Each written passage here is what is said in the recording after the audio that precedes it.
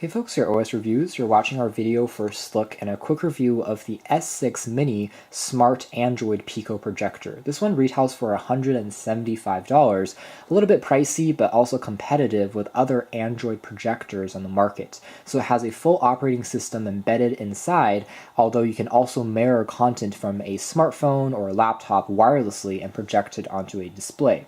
So in terms of specifications, it has a fairly typical resolution. The output resolution is 854 by 480, although it supports video files or it can play back files up to 1080p resolution without any issues. So it's not going to be an actual 1080p output for the lens. That's something to quickly point out. As with most Pico projectors, it's going to be great on battery. It has a 4,800 milliamp hour capacity battery, which charges up in under 4 hours and gives you a roughly 2.5 hours of continuous video playback before you need to recharge it. And it has a 1,500 lumen output, which is average again for a Pico projector.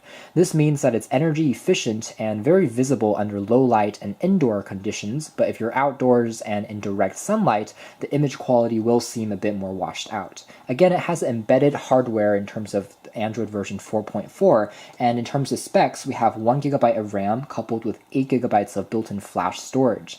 Flash storage, of course, is expandable because you can pop in your own memory card or plug in a hard drive that's loaded up with its own media, and it will read that up without any issues. So that's just some built-in specs that runs pretty well for some light web browsing and some light gaming if you don't want to connect a phone or a computer.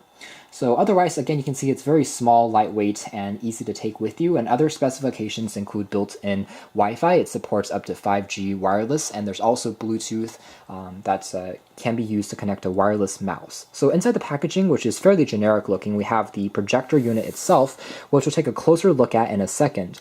Other key accessories include the remote, which isn't an air remote, so you can't actually wave it in the air and expect a cursor to pop up on screen. However, it works pretty well. It's fairly sensitive, and you can tap up, down, left, right to navigate through the UI, which has been optimized for a projector. It offers Kodi for playing back local videos and streaming videos as well. Power on off, there's mute controls, volume controls, and also home controls, and there's also a little bit of a tab at the bottom for connecting it to a lanyard.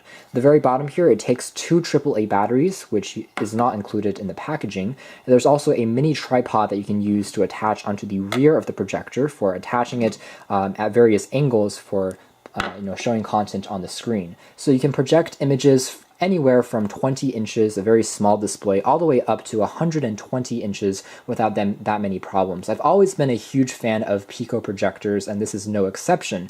I find that they offer, a surprisingly good video quality for the size compared to regular kind of lens projectors and low-cost projectors from Shenzhen, China. They tend to perform a little better for around the same price point, which is why I recommend these quite often. The user manual here is pretty well documented in full color and tells you how to connect it with various devices. Something I want to point out very quickly is that although this projector has an HDMI port, this is an HDMI output and not an input. So you can't actually connect a laptop directly by plugging it into this port. Instead, you have to connect a laptop wirelessly using some built-in software that they've loaded onto the Android operating system.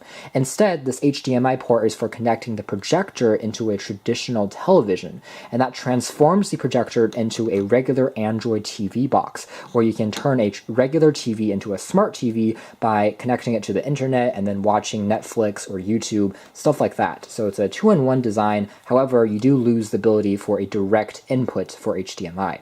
So taking a look at the hardware, again, it is very well constructed. It's pocketable, similar to a 5.5-inch phone like the Oppo Find 7 that you see here in terms of its overall dimensions, although it's made out of plastic, so it does feel a little bit lightweight. You get the same controls as a remote on the front of the projector, which correspond to left, right, up, and down navigational keys, and they're pretty tactile and responsive controls. There's also power on-off, mode keys, and back keys. On the very side here, you have access to two different controls. You can slide it to the TF mode so that if you pop in a micro SD card directly onto the projector, it doesn't load up the Android operating system. It boots into this quick operating system just for viewing back your images or your stuff loaded onto a USB thumb drive. So that doesn't take quite as long to fully load up Android. Putting it to the right will load up the regular Android version 4.4 operating system. Over here, there's a focus bar which you can tap on and scroll through to get a more focused view. You can kind of see the lens adjusting itself depending on how far away you are from the screen.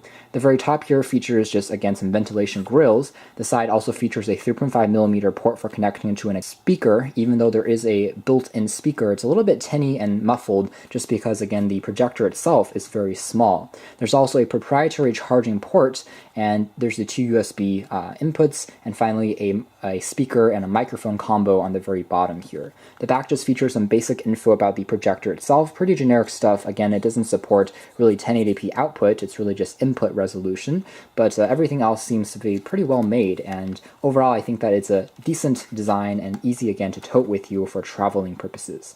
Next, let's take a closer look at the user interface and how to access some of the core functions. A cold boot into Android takes roughly 1 minute to complete. Otherwise, we have a virtual screen size of about 20 inches being displayed right now, which is roughly 3 feet away from the projector unit itself. As always, I'm impressed with a Pico projector's clarity, its color saturation, and its accuracy for such a small size. Sure, you maybe get better performance with much larger and more professional-grade projectors on the market, but compared to other low-cost projectors that are probably, the size of a tablet compared to something like this, which is really just the size of a smartphone, there's not a huge difference, and you can see that text is definitely legible if we zoom all the way in, and colors are actually pretty well balanced and accurate looking. So again, as long as you are in a fairly darkened environment, such as right now we have the background lights completely turned off, you can see that text itself is definitely clear, and the unit itself does a pretty good job as far as producing realistic looking colors.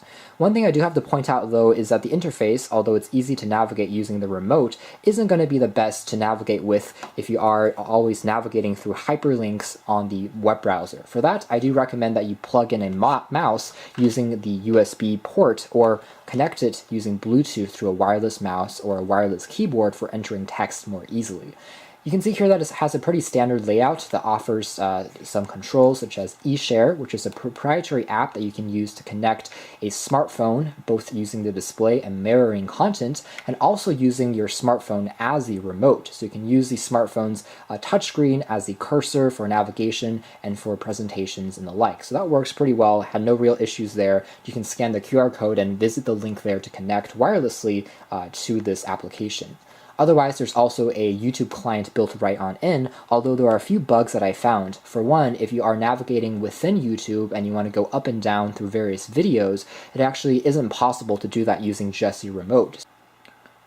And that's exemplified in this quick search query where I typed in OS reviews, and using the mouse I can only swipe left and right. You can see the blue cursor, the highlighted grayed out area where I'm moving left and right, but there's no physical way of moving down.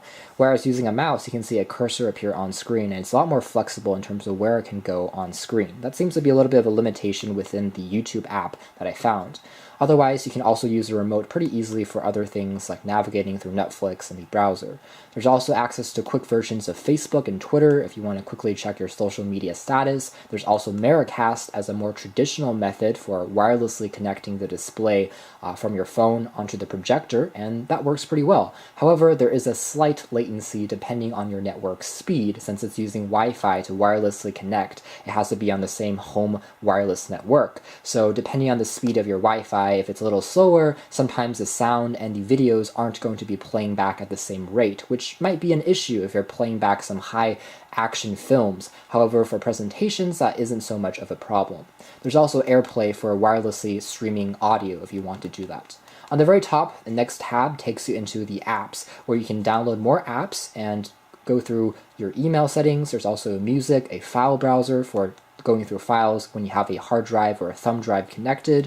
There's also Smart Apps, which is a list of all your applications. You can see that there are a few bloatware installed, but for the most part, all the apps that are on here are fairly useful. There's access to a full version of the Play Store for downloading a virtually unlimited amount of Android apps that you may want to use for playing back games or watching video files. There's also additional APK installers, file managers that you can use. There's also different launchers on here if you want to go through a more traditional Android interface as opposed to this watered down version, which is optimized for this mouse. And there's also other versions of Word, Excel, PowerPoint editors, a regular Android browser, a calculator, a gallery, and AirPlay. So all these apps are displayed in a more traditional manner. Finally, in settings, I can connect the projector using Ethernet to the internet. I can toggle through Wi-Fi settings. I can change the display resolution. I can also go through advanced settings such as connectivity, device info, stuff like that, and also connecting it to other computers, mice, and optional accessories. So it works pretty well, and all in all, it's very intuitive and easy to get used to.